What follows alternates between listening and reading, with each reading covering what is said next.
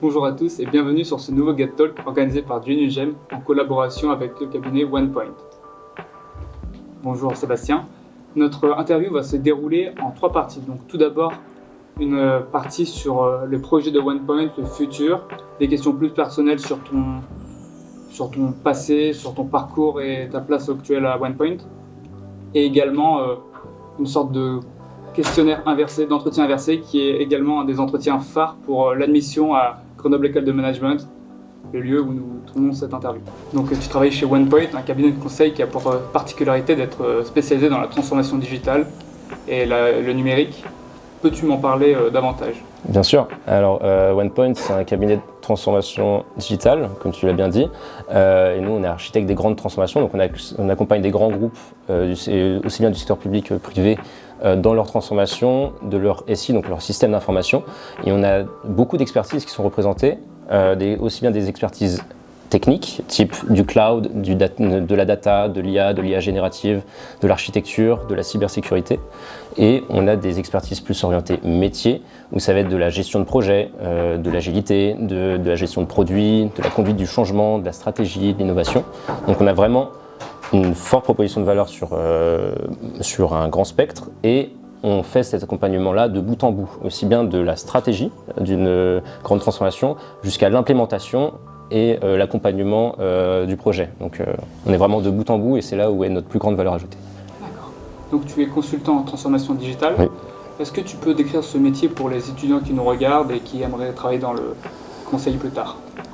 Oui, alors c'est un mot fourre-tout, transformation digitale, ça peut tout et rien dire. Alors pour moi, je travaille particulièrement dans de la gestion de projets et de produits. Qu'est-ce qu'un produit digital ? Ça va être une application, un site web, tout ce qui va être un outil à disposition des utilisateurs finaux, que ce soit nous via l'Apple Store ou via Android, ou des applications métiers, type je suis un commercial dans une entité de Pernod Ricard chez qui je travaille. Bon, lui, il va avoir des besoins spécifiques pour suivre ses clients, et l'outil qu'il va utiliser pour suivre ses clients, ça va être un produit digital aussi. Et donc moi, j'accompagne, je fais le lien entre la partie métier. En général, on a tendance à dire que les métiers ne savent pas s'entendre ou ne se comprennent pas avec les techs. Moi, je suis l'interface entre les deux. J'accompagne les métiers à définir leurs besoins et y répondre au mieux en parlant avec des techs, donc des développeurs qui vont développer la solution qui va les aider au quotidien. Et je m'assure que tout ça est fait en bonne intelligence, de prioriser au mieux les fonctionnalités qui ont le plus de sens aux yeux des utilisateurs, et de s'assurer que le projet avance bien. Donc OnePoint est un cabinet qui a été fondé en 2002, donc c'est assez récent dans le monde du conseil. Et en quoi il peut se différencier d'autres cabinets classiques ? Quels sont les avantages, les points positifs à travailler dans une telle entité ? Sur les points positifs, donc on a une hiérarchie horizontale chez OnePoint. Donc on n'a que 3 grades, contrairement aux Big Four ou à d'autres entreprises de conseil où c'est vraiment très cadré, on passe un grade chaque année, il y a 8 grades, etc. Nous, c'est pas du tout le cas. On n'a que 3 niveaux, 3 statuts qui sont associates, ce que je suis. Leader, ça va être un peu l'équivalent du senior manager avec des fortes responsabilités managériales et commerciales. Et partner, où on va gérer plus l'entité avec de forts enjeux de gestion, de management et de commercial, mais on ne va plus du tout travailler sur des missions en général quand on est partner chez OnePoint. L'intérêt de tout ça, c'est de faire un parcours sur mesure dans notre carrière. Donc, tout le monde n'a pas vocation à devenir manager, on n'a pas forcément l'envie. L'idée, c'est de permettre l'évolution sur les 2 schémas, soit vers des postes plus de management et plus commercial, c'est le rôle du leader, ou soit vers des rôles plus expertise. Et dans ce cas-là, on a tout un système de reconnaissance par les pairs, ce qu'on appelle les conseils des sages. Et l'idée, c'est de progresser pour devenir un expert sur un sujet. Donc, notamment, on peut parler architecture, IAGEN. Par exemple, de l'IAGEN, on peut dire je suis un expert Copilot, l'outil de Microsoft qui déploie sur Teams. On peut évoluer vers ça sans forcément avoir des responsabilités de management si on ne le souhaite pas. Donc, c'est vraiment des parcours sur mesure. Et ça, c'est une première chose que j'ai beaucoup appréciée en arrivant chez OnePoint. Un deuxième aspect fondamental selon moi, donc, c'est l'intrapreneuriat. C'est une forme de forte autonomie et de responsabilisation de nos collègues. L'idée, on ne va pas mettre de barrières, il n'y a rien de cadré, il y a très peu de process chez OnePoint. On en met un peu, mais lorsque c'est nécessaire. Mais dès qu'on a une bonne idée, une envie, quelque chose qu'on veut vraiment achever en interne, on peut le proposer. on peut le développer soi-même ou on peut même mobiliser du monde sur le sujet et ça peut déboucher sur de nouvelles formations, ça peut déboucher sur... moi j'ai fait beaucoup de recrutement en interne, donc j'ai fait beaucoup passer des entretiens et gérer les processus d'entretien pour les améliorer, pour fournir des outils, pour le suivi des parcours, etc. Il y a plein de choses qui sont possibles. Le champ est très ouvert, ce qu'on appelle des chantiers internes en général. Le champ est très ouvert et vraiment on incite les gens à s'épanouir, non seulement en mission, mais aussi en interne via ces projets d'intrapreneuriat. Un troisième aspect, je dirais, c'est la formation. On a une école OnePoint qui est reconnue et qui est certifiée par l'État. L'idée, c'est on offre un énorme catalogue de formations, aussi bien sur des hard skills, donc ça va être sur des outils, sur de l'IA, l'IAGEN, sur Copilot, sur du cloud, AWS, Azure, etc. Aussi bien sur des soft skills, donc la prise de parole en public, savoir faire des feedbacks, le management 2.0, et on offre aussi des certifications qui sont reconnues par Microsoft, etc., où c'est OnePoint qui finance. L'idée, c'est à la fois de permettre à l'employé de progresser et d'apprendre, continuer à en apprendre en continu, c'est vraiment notre objectif. Et un deuxième, c'est proposer aussi cette école à l'externe par la suite, à nos clients, et qu'eux aussi puissent suivre nos formations. Notamment, on en vend beaucoup en ce moment, c'est des formations à l'IA générative, parce que beaucoup d'entreprises s'interrogent sur comment le mieux l'implémenter ou comment leurs équipes peuvent l'utiliser dans leur quotidien. Et donc nous, notre rôle, je suis formateur en IA générative et je vais chez M6, Accor Hotel, etc., pour présenter comment marche un outil d'IA générative, comment ça peut être utilisé, le prompting et les impacts sur leur métier, comment ça peut être utilisé dans leur quotidien. Donc le dernier élément, c'est qu'on est un environnement très ouvert et très décloisonné. Donc contrairement à d'autres cabinets de conseil qui ont tendance à être très organisés en practice ou business unit, qui sont très cloisonnés, qui fonctionnent en autarcie et en interne, nous on a une structuration en communauté d'expertise qui sont très ouvertes et on est amené à travailler avec les autres expertises pour répondre à des besoins clients. Je travaille notamment sur le partenariat entre OnePoint et Microsoft et on fait appel à l'ensemble des expertises présentes chez OnePoint et c'est tout l'enjeu de synchroniser des métiers tels que l'architecture, la cyber, qui ont des enjeux différents que chez nous côté project management, product management, etc. Et donc il y a vraiment cet aspect de décloisonnement qui est fondamental chez nous, qui permet d'aller plus vite, répondre plus rapidement à des besoins de clients. Et aussi, on permet aux collaborateurs de changer d'expertise si jamais ils le souhaitent. Donc aujourd'hui, je suis dans une entité qui s'appelle LinkUp. Si jamais je le souhaitais, je pourrais évoluer vers une entité qui s'en rapproche. Par exemple, si je veux plus faire de la stratégie, j'irais plus vers Stratop ou Innovative Strategy, par exemple. Merci pour ta réponse. Et nous avons reçu donc Sarah pour la première interview à propos de OnePoint. Et elle a été aussi une étudiante à Grenoble École de Management, mais elle a fait un parcours en marketing. Toi, quel parcours as-tu fait pour en arriver ici? Quelles ont été tes motivations pour arriver chez OnePoint? Et petite question un peu insolite, quelle a été la mission la plus intéressante, surprenante que tu as pu avoir durant ta carrière? Moi, je suis arrivé à GEM en 2016, donc j'ai fait le PGE de 2016 à 2020. Donc j'ai fait la première année classique, PGE, et j'étais à l'association ICO. J'organisais l'escale. Et j'étais skipper aussi sur l'escale. Ensuite, moi j'ai fait le MIB à Berlin, donc c'est Master in International Business du coup en deuxième année. Je crois qu'il n'existe plus à Berlin, mais il doit exister encore à Grenoble et à Paris. Ensuite, moi c'est un cas particulier, j'ai pas fait de césure parce que j'avais réussi à avoir le partenariat qu'on avait avec Columbia University à New York, en transcontinental. Du coup, j'ai passé 6 mois à Columbia, c'était exceptionnel. Et après, je suis revenu pour la fin de mes études, du coup, pour mon dernier trimestre à Grenoble, en English Track, et après j'ai fait mon mémoire de fin d'études aussi pour l'MIB. Et donc j'ai été recruté chez OnePoint en 2021, donc là je viens de fêter mes 4 ans ce mois-ci, et donc j'ai été recruté dans la partie Product Management, donc c'est la gestion de produits digitaux, je parlais des applications. J'ai travaillé chez différents clients comme Enedis, donc dans la distribution électrique, où je gérais une base de données et un certain nombre d'interfaces pour les conseillers en boutique. J'ai eu une mission ensuite à l'Agence de la biomédecine, qui est l'agence qui gère le don d'organes en France, qui est du secteur public. J'ai participé à la refonte de l'ensemble des applications du don d'organes qui sont à destination des équipes de greffe, des équipes de prélèvement, des chirurgiens, donc les métiers médicaux. Et justement, pour l'anecdote, mon premier jour de cette mission, il y avait un rein sur site. Il se trouve qu'entre le moment du prélèvement et le moment de la greffe, le rein peut être transporté dans une machine qui le maintient en vie. Et il se trouve que la machine avait un problème et du coup l'expert était sur site et donc la machine était sur site pour être réparée. Donc voilà, ça ressemble à un blanc de poulet qui se fait cette taille-là, mais c'était assez particulier alors que je venais d'arriver depuis 3 heures sur site, quoi. Et ma dernière mission, ou ma mission en cours encore, c'est chez Pernod Ricard, donc le site Monde, qui est le siège qui est à Paris. Qui est le deuxième en vin et spiritueux dans le monde. Je travaille avec la supply chain, donc toute la chaîne logistique entre toutes les marques, toutes les entités marques Absolut, Havana Club, etc.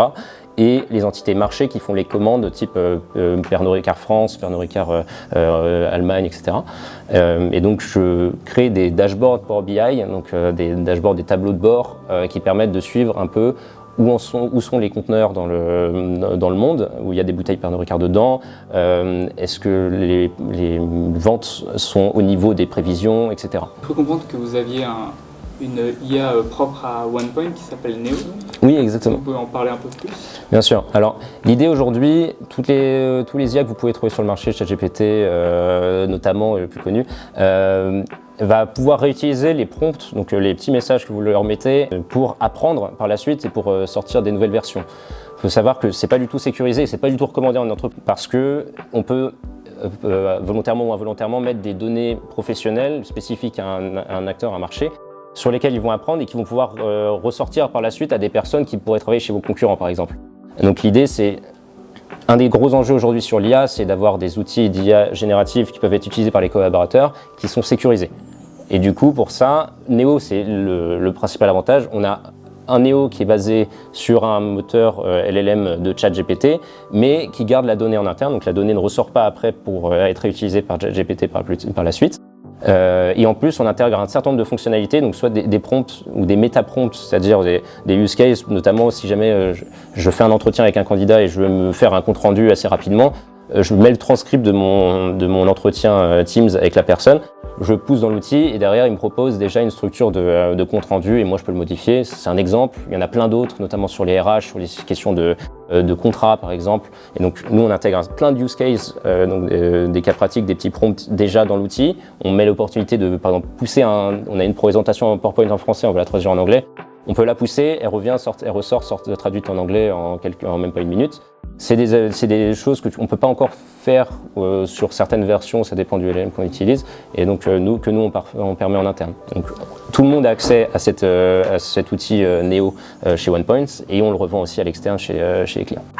C'est bien, donc il y a une notion d'éthique avec l'utilisation de l'IA qui est aujourd'hui très importante. Ok, donc merci pour cette réponse. Oui, c'est bien d'avoir une IA qui a un côté sécurisé, notamment aujourd'hui avec toutes les attaques et les problèmes de cybersécurité.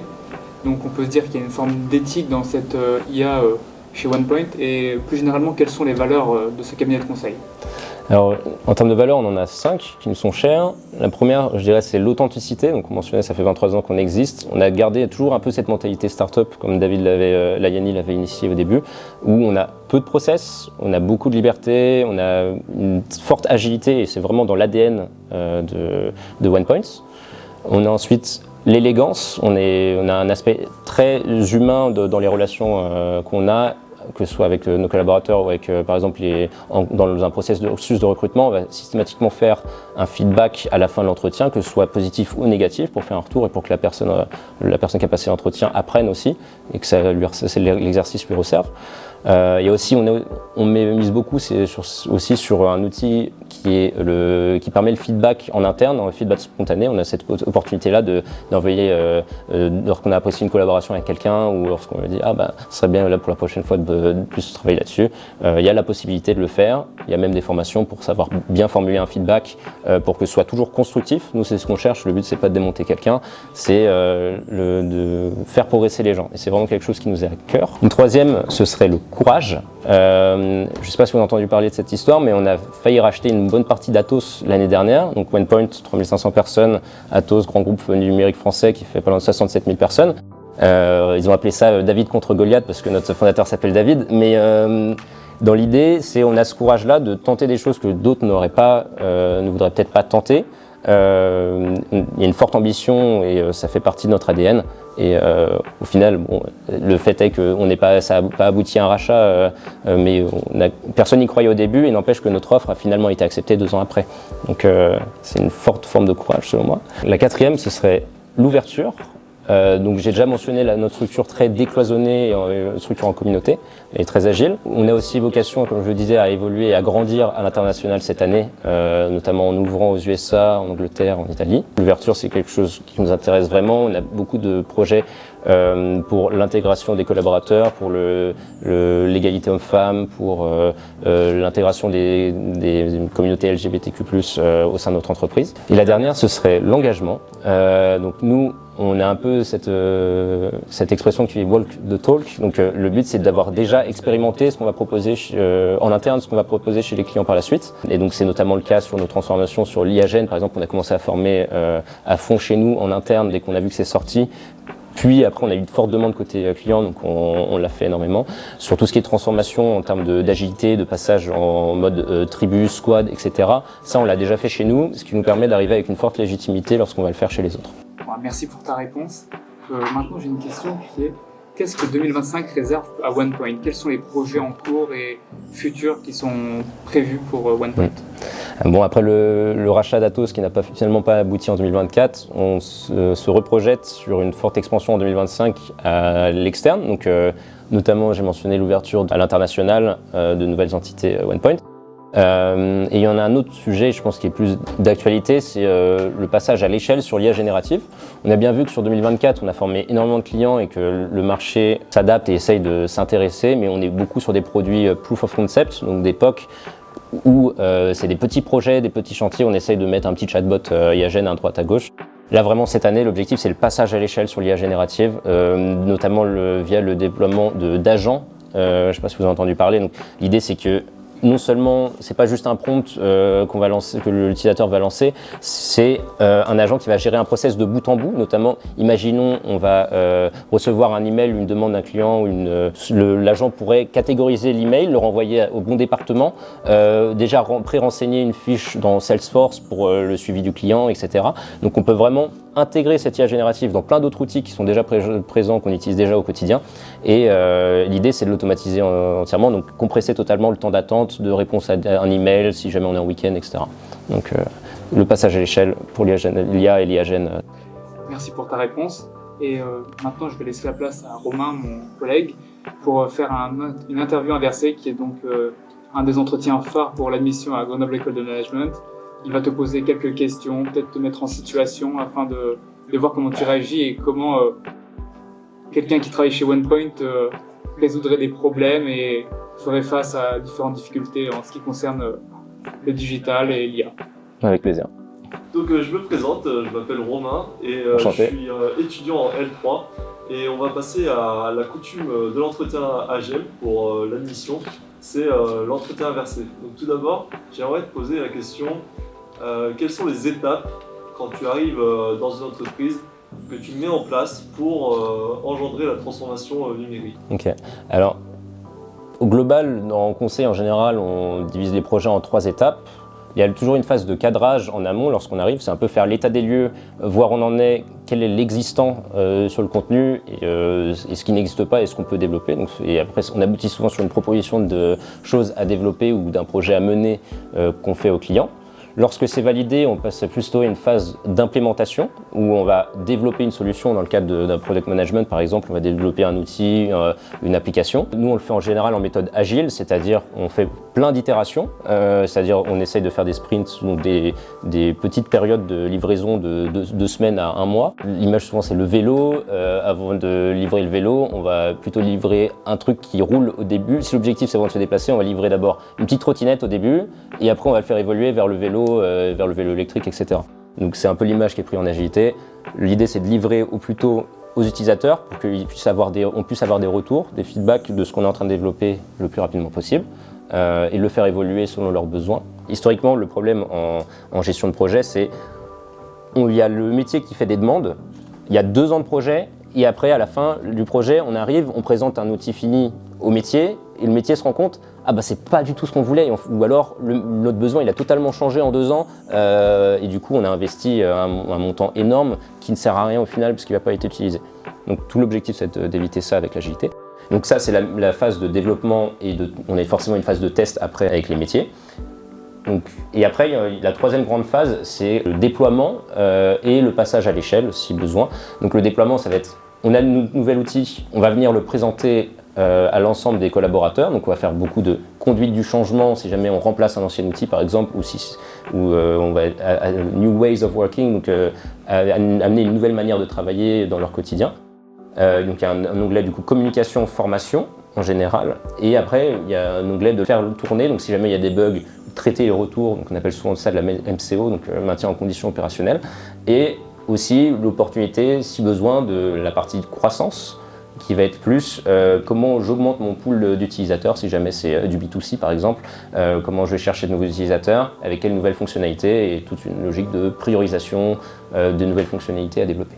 Est-ce que parfois ça vous arrive de rencontrer des problèmes justement dans la mise en place de ces étapes Tout le temps, c'est le quotidien d'un consultant. Tout l'enjeu c'est d'être assez agile dans sa manière d'aborder les problèmes, c'est une opportunité de progresser comme on dit. L'idée c'est de le remonter au plus vite le souci au client si jamais c'est nécessaire, de faire escalader. Si jamais nous on a avec nos ressources en interne ou dans le cadre de la mission on a prévu de traiter ce genre de problème, on va le faire de la manière la plus intelligente. Donc en général on va consulter toutes les personnes autour de la table pour résoudre le problème. Et si jamais on n'a pas prévu au sein de la mission où c'est hors cadre, hors scope, comme on dit souvent, l'objectif c'est d'aller chercher d'autres entités d'expertise au sein de OnePoint pour répondre à ces problèmes-là. Donc il y a plein de façons de faire. L'idée avant tout c'est communiquer, d'être transparent, que ce soit avec l'utilisateur qui a le problème ou si jamais c'est un problème de management, du coup le remonter au client au plus vite. Ne pas attendre que ça s'envenime. Et le faire ça en bonne intelligence, donc toujours être déconnecté émotionnellement et d'être le plus factuel possible si jamais il y a des soucis d'humain. Et après d'être force de proposition, donc proposer des solutions, d'autres manières de faire pour surmonter le problème. Justement face à des humains réfractaires à certains changements, comment vous faites pour convaincre, ou est-ce que vous allez voir la direction du client Alors, la direction c'est une chose, en général c'est la direction qui vient nous voir, qui nous dit on aimerait bien faire ça, et après ça peut bloquer au niveau des employés. Tout l'enjeu, encore une fois, c'est toujours de communiquer, mais surtout de montrer l'intérêt que la nouvelle solution a aux yeux des utilisateurs. C'est souvent le cas par exemple pour l'IA générative qui arrive. Ça peut te faire économiser, ça dépend du type d'emploi, mais entre 10 et 20% de ton temps dans ta journée. Après, toutes ces questions de qu'est-ce que tu fais de ce temps-là, est-ce que tu passes plus en pause café ou si tu bosses plus, tu réalloues ce temps pour faire autre chose. Mais réellement, l'IA générative, ça permet de gagner du temps. Et notamment sur des tâches rébarbatives où c'est pas la partie fun de la journée. Donc, montrer cet intérêt-là de l'outil qu'on va proposer, montrer ce qu'ils ont à gagner et du coup, les suivre et répondre à leurs questions, être transparent. Certes, on est là pour représenter la direction, c'est souvent la direction qui est notre client, mais il faut embarquer et toute la stratégie pour embarquer, il y a plein de manières de faire, c'est du marketing en général, c'est de la communication, c'est des journées de formation. Ok, et donc là tu me parles de l'IA, et en parlant d'IA, la question qui me vient c'est comment vous allez utiliser l'IA pour accroître la productivité de vos clients ou à l'intérieur de la boîte? Alors il y a plein de possibilités. Alors le premier gros sujet c'est d'identifier ce qu'on appelle des use cases, donc des cas pratiques dans lesquels on a un vrai intérêt à utiliser de l'IA plutôt qu'une personne. Le but c'est pas de remplacer des métiers ou d'enlever plein de fonctions support, le but c'est d'être le plus productif, de faire le moins perdre de temps aux gens pour qu'ils puissent réallouer ce temps-là à des tâches qui ont vraiment de la valeur.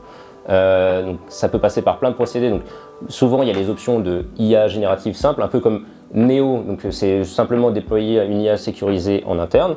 Il y a tout un onglet formation qui va autour de ça pour apprendre aux gens à prompter. Donc l'IA c'est un outil et comme tout outil c'est fait par l'humain et ça peut être biaisé, ça peut avoir des erreurs. Et l'idée c'est de montrer aux gens dans cette formation-là comment on l'utilise au mieux, quelles sont les réponses sur lesquelles qu'on peut croire, quelles sont les réponses qu'il faut challenger parce que peut-être que l'IA elle va avoir tendance à raconter n'importe quoi, ce qu'on dit halluciner.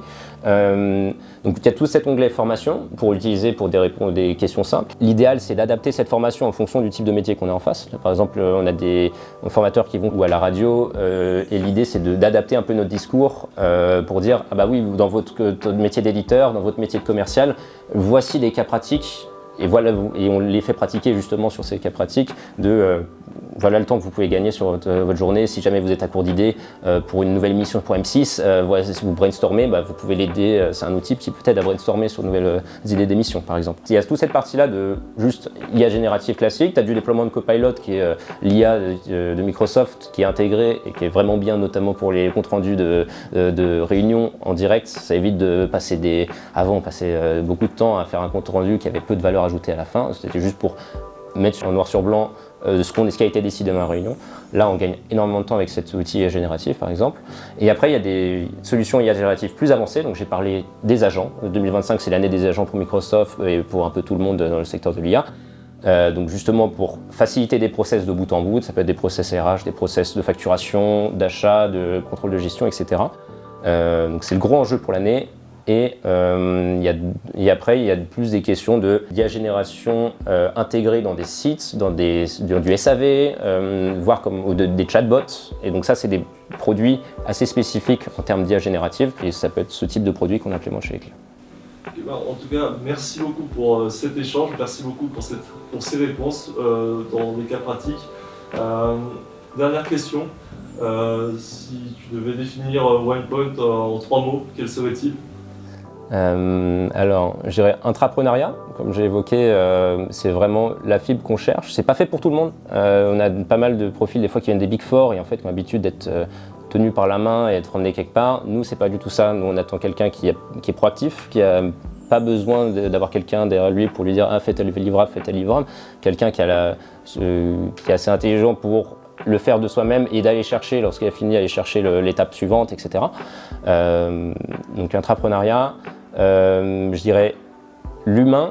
L'humain avant tout, c'est vraiment quelque chose qui nous tient à cœur, d'avoir un parcours personnalisé de carrière, de s'adapter aux spécificités de chacun.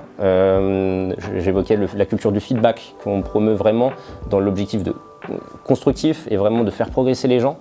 Notamment, ça passe aussi par l'école, le former un maximum. Je parlais beaucoup de l'IA générative, mais il y a plein d'autres choix possibles de formation sur des aspects techniques, cloud, développement, etc., sur des aspects soft skills. Sur le fait de devenir manager, on peut être accompagné. Moi, par exemple, maintenant, au bout de 4 ans chez OnePoint, je suis référent de 4 personnes, c'est-à-dire que je suis parrain, je suis coach de carrière pour 4 personnes chez OnePoint, et donc je les accompagne et je les conseille. Et ces personnes-là, je ne suis pas leur manager direct, c'est-à-dire en mission, c'est pas moi leur directeur de mission, c'est juste que je les conseille, je suis passé par là avant, j'y étais il y a 1 ou 2 ans, et l'idée c'est de les aiguiller au mieux dans l'écosystème qui est OnePoint, et qui peut être parfois complexe. Et pour le dernier, on avait évoqué le courage, je dirais peut-être aussi l'ambition, qui est quand même assez proche. L'idée que OnePoint, on a été créé il n'y a que 20 ans, dans un milieu qui était déjà très concurrentiel. On évolue, on grandit rapidement, on a volonté d'agrandir encore plus rapidement, et c'est vraiment ce courage-là, cette ambition qui est vraiment vecteur de croissance, vecteur de volonté d'aller plus loin en interne, et du coup c'est ce que je retrouve, et je suis très content au quotidien d'être chez OnePoint pour ces 3 raisons. Donc je remercie Genius Gem pour avoir organisé cette interview, et également Planète de nous avoir filmé, et nos partenaires, Grenoble École de Management et OnePoint.